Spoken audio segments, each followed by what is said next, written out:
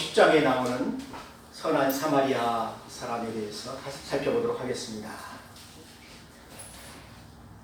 여러분, 선한 사마리아 사람의 이 비유를 통하여서 우리는 도움이 필요한 사람들에게 자비를 베푸는 자가 얼마나 이 세상에 필요한 사람인가, 또 주님의 사랑을 실천하는 사람이 얼마나 중요한 사람인가, 오늘 예수님의 말씀을 통해서 우리가 알 수가 있습니다. 근데 오늘 이 비유를 통하여서 우리가 한 가지 더 깨달아야 될 것은, 이 비유가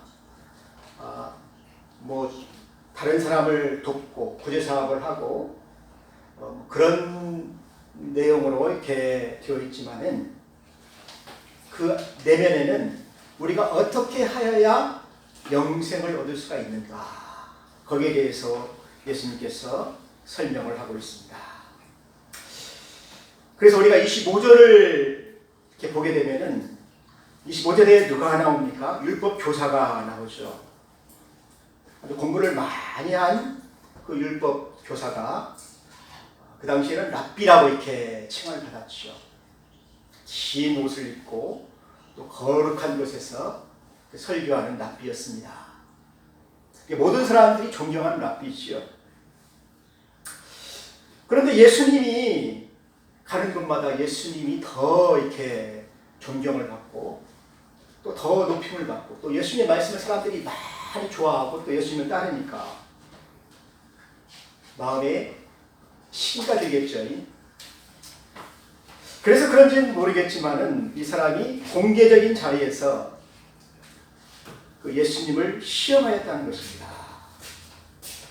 예수님이 정말 어느 정도 수준에 있는 랍비인지, 자기보다도 더 인기가 있고 또 그러니까 그 예수님이 과장된 것은 아닌지, 그래서 예수님을 공경에 빠뜨려서 예수님이 인기를 까먹도록, 표를 까먹게 하는 것이죠.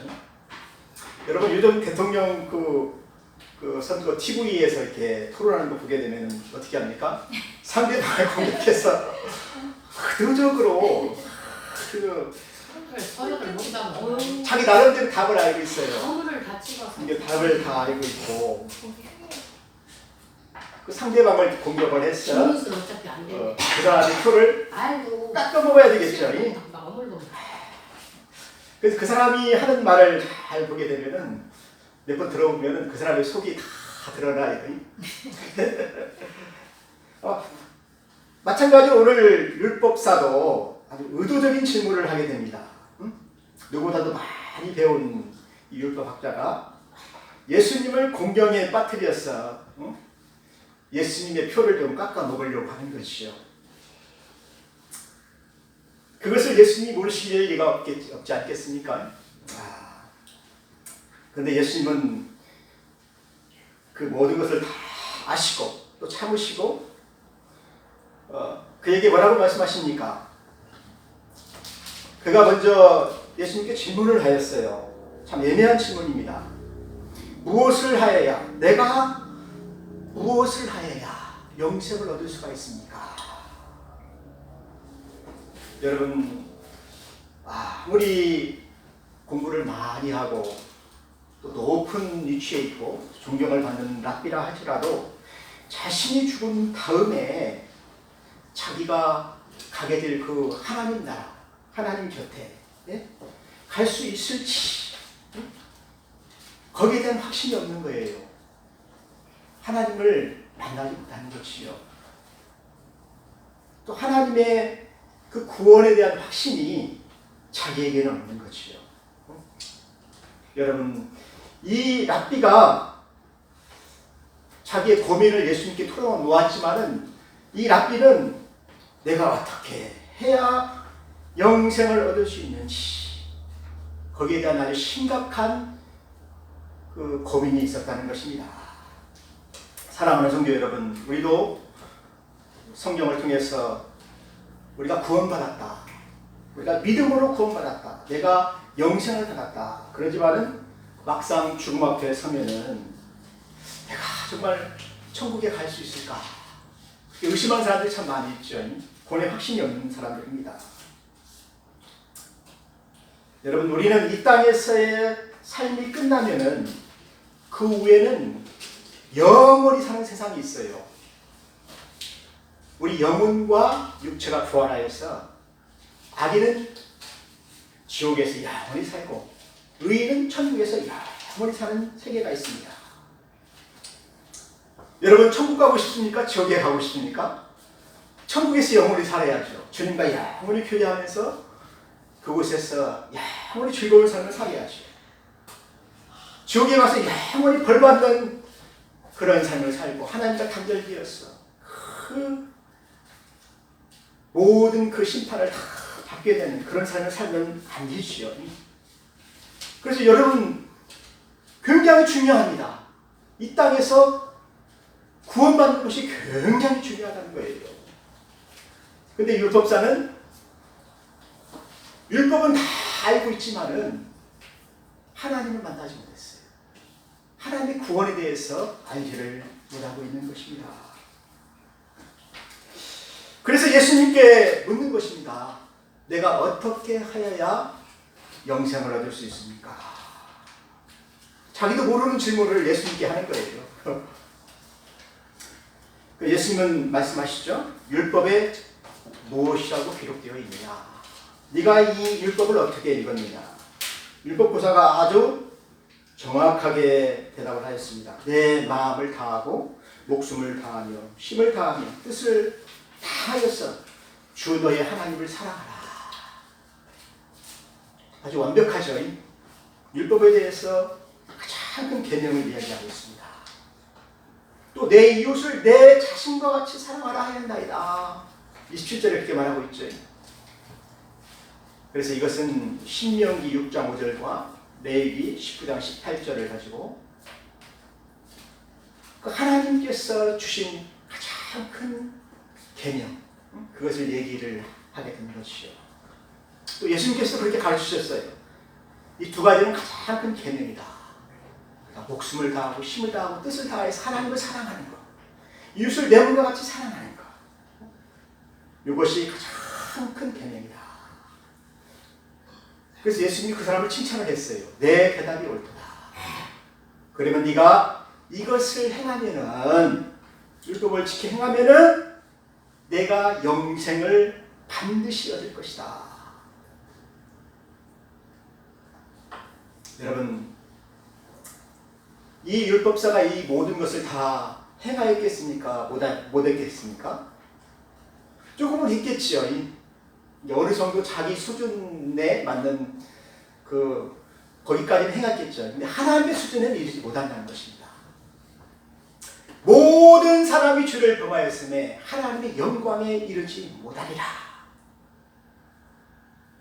그래서 우리는 율법으로는 구원받을 사람이 없어요. 그래서 우리는 예수님을 의지하여서 예수님이 행하신 그 우리를 위하여서 대속제물로 우리 죄를 위하여 죽으신 그 제사로 말미암아, 예수님이 흘리신 그 피의 제사로 말미암아 우리는 예수의 피를 믿음으로 내 죄가 사함받았다. 내 죄가 덮음받았다. 그래서 영생을 우리가 얻게 되는 것이 아니겠습니까? 이것이 바로 의예요. 하나님이 우리에게 주신 칭의.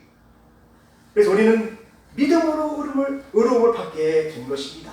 이것을 이 율법학자는 모르는 것입니다. 그래서 예수님께서 율법이라는 거울을 이렇게 비추어서 그가 자신의 모습을 볼 수 있도록, 자신의 율법을 행하지 못하는 모습, 율법 아래에 있는 죄인의 모습, 그것을 볼 수 있도록 예수님께서 그 율법을 가르쳐 주시는 것입니다. 네가 이것을 다 행하면은 구원을 얻을 수가 있다. 행했느냐? 라는 것이죠. 사실 이 사람은 다 지키지 못했던 것을 거기에서 인정을 해야 됩니다. 정직하게 자신의 모습을 똑바로 보았다면은 내가 죄인입니다. 베드로처럼 주여 나를 떠나소서, 나는 죄인입니다. 그렇게 인정을 해야 됩니다. 그런데 율법 교사가 거기에서 물러서지 않습니다. 자기가 계획했던 또 다른 그 함정을 가지고 예수님을 공격하는 거예요. 자, 29절에 뭐라고 합니까? 그 사람이 자기를 옳게 보이려고 예수께서 여짜오되 그러면 내 이웃이 누구입니까? 여러분, 여러분의 이웃이 누구입니까? 그 질문입니다. 사실 예수님은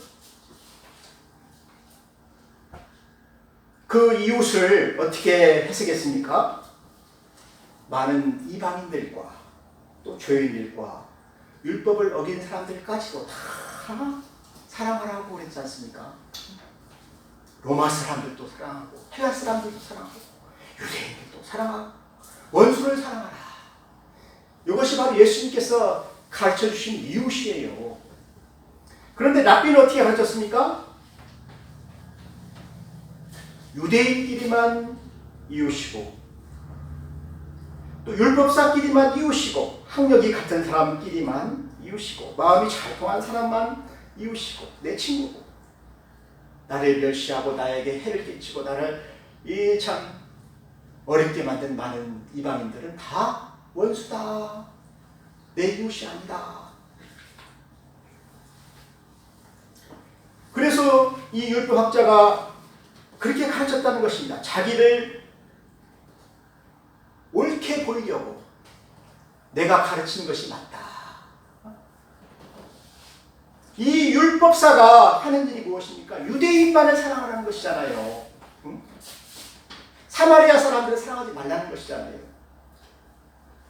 근데 이것이 구약의 그 내 이웃을 내 몸과 같이 사랑하라 라는 그 이웃에 대한 개념이 낮게 평가됐다는 것이죠. 가장 수준이 너무 낮아요. 하나님의 수준은 어디까지입니까? 유대인만 사랑하는 것이 아니고 이방인들도 사랑하고 또 죄인들도 사랑하고 원수들도 사랑하고 예수님이 그렇게 가르치셨잖아요. 그래서 예수님이 이 땅에 오신 것은 이 율법을 다시 하나님의 높은 수준 그것으로 회복시켜서 가르치신 거예요. 그래서 산상수훈이 나온 거예요. 그래서 원수를 사랑하라. 오리를 가게 하면 심리를 가고 윈병을 때리면 오른병까지 달려줘. 원수를 사랑하는 거잖아요. 사랑하는 성도 여러분, 내가 좋아하는 사람만 사랑하면은 이것은 내가 내 이웃을 자기 수준에 맞게 이렇게 낮게 해놓은 거예요. 우리 신앙생활 그렇게 하는 거예요. 근데 내가 좋아하지 않는 사람도 사랑할 수가 있어야 돼요. 그 사람도 전도하고 교회에 나올 수 있어야 된다는 것입니다. 근데 자기가 사랑하기 좀 어려운 사람이 있으면은 배척하고 울타리를 치어서 너는 내 이웃이 아니다. 내가 사랑할 수 있는 사람이 아니다. 자기 입맛에 맞추게 되면은 그 사람은 낮은 수준이라는 것입니다. 사랑하는 성도 여러분, 이 낮추어진 이 수준을 예수님은 원래대로 돌려놓기 위해서 이 땅에 오셨다니까요. 율법을 완성하기 위해서 이 땅에 오셨다니까요. 그래서 예수님은 그 율법을 다 순종하셨어요. 그래서 원수를 사랑하신 것입니다. 나 같은 죄인을 십자가에서 죽기까지 예수님이 사랑하신 거예요. 그래서 누가 내 이웃이냐? 거기에 대한 어떤 비유로 선한 사마리아 사람의 비유를 하게 되는 것입니다. 여기 보게 되면은 유대인이 만약에 사마리아 사람을 이렇게 돕는 것으로 예수님께서 비유를 하셨다고 한다면은 유대인들이 좋아했겠죠. 또 이 랍비가 좋아했겠죠.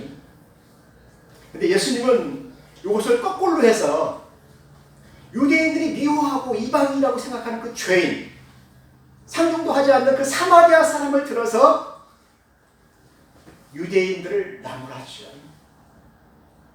오늘 말씀을 보게 되면은 이 비유에 예루살렘에서 여리고로 내려가는 사람이 강도를 만났다. 누군지는 모르겠어요. 사람이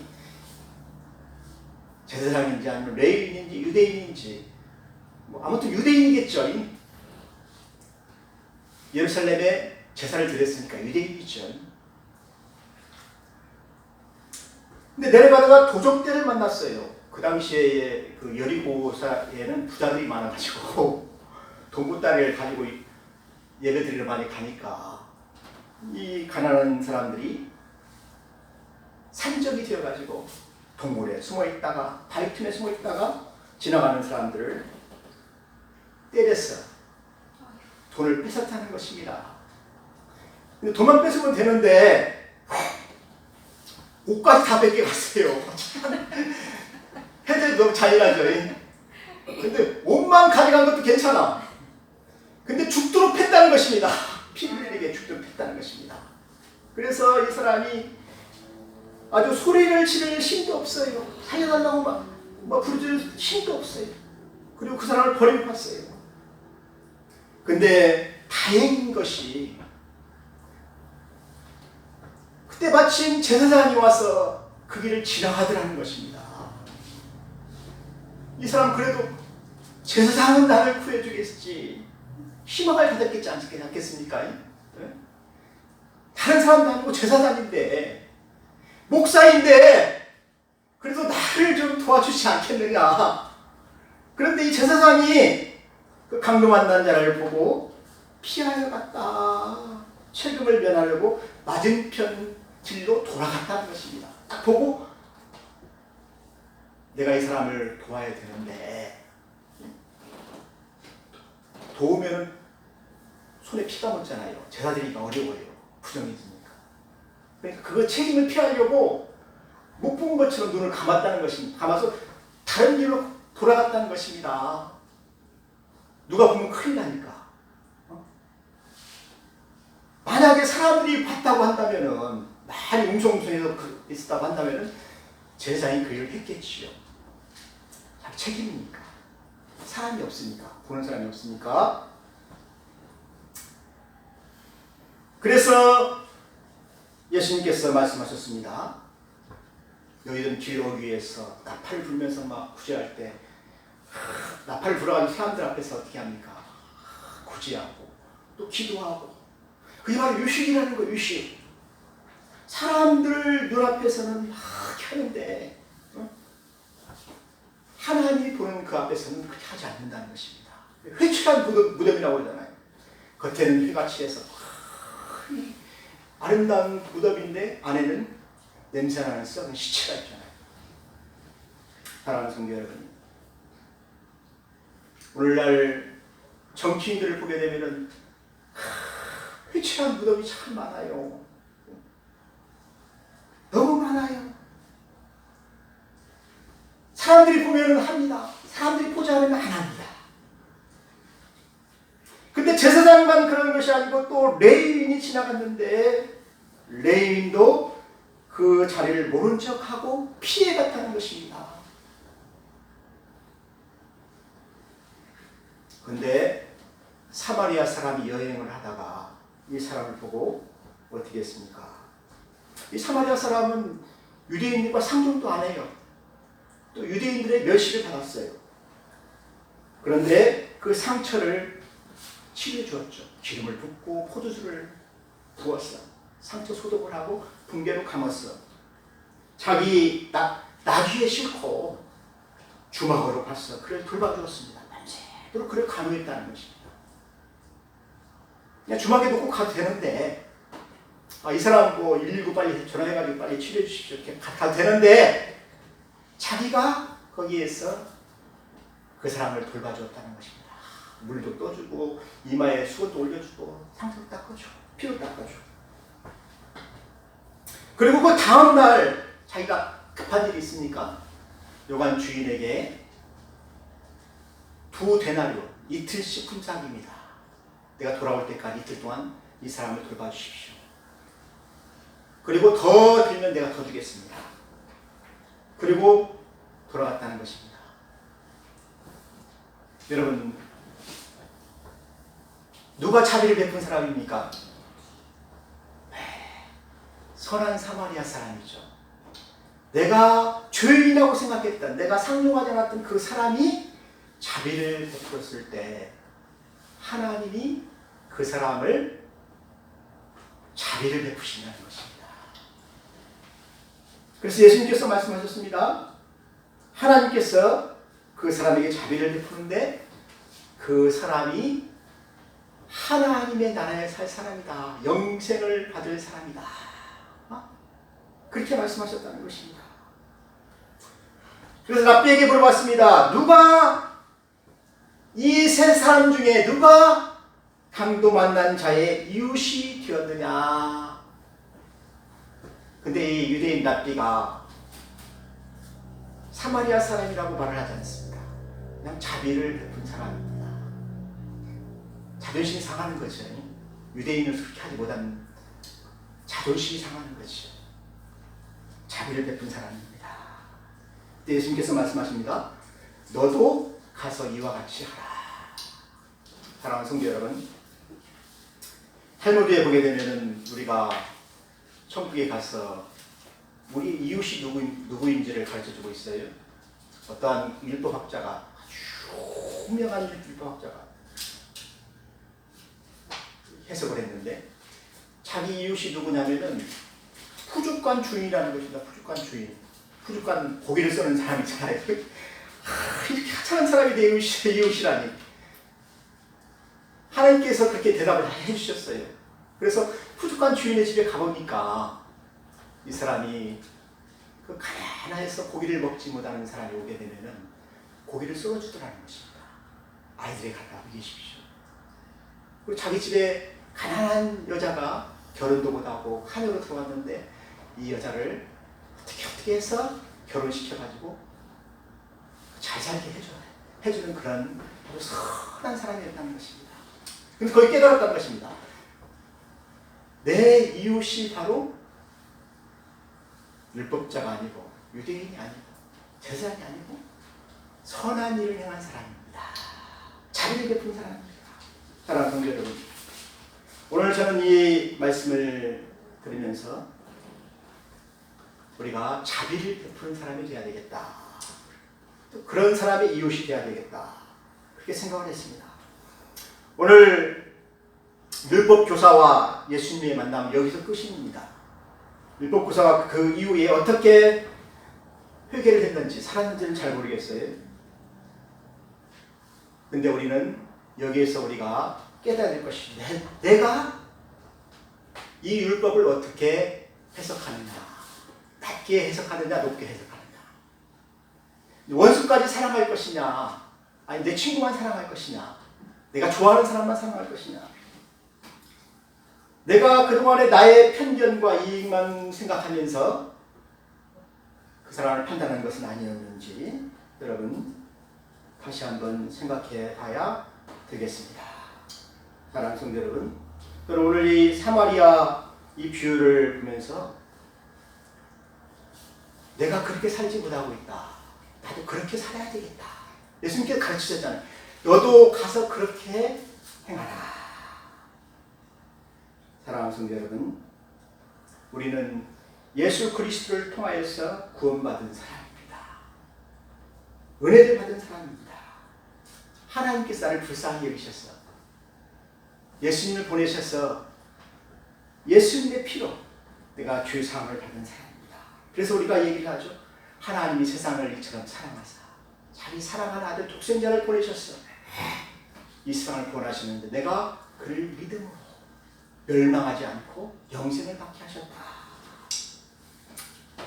죄에 빠져서 죽을 수밖에 없는 나를 불쌍히 여기서 내가 은혜를 받은 거 아니겠습니까? 그래서 우리는 은혜 받았으니까 이제 은혜로 베풀어야 된다는 것입니다. 여러분들은 은혜 받은 자로서 베푸는 삶을 사시길 바랍니다. 여러분들의 이웃에게 베풀어 주십시오. 근데 여러분들의 이웃을 여러분들이 좋아하는 사람들이 아니에요. 좋아하지 않는 사람도 여러분의 이웃이라고 생각을 해야 수준이 높은 거예요. 수준이. 그런 삶을 사시기를 주님의 이름으로 축원합니다.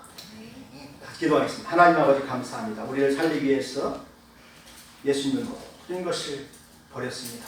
대속제물로 자기 자신을 내어주셨습니다. 하나님 아버지, 우리도 이 참 불쌍히 여기는 마음을 가지고 많은 사람들에게 은혜를 베푸는 삶을 살게 하여 주옵소서. 예수님의 이름으로 기도하였습니다. 아멘.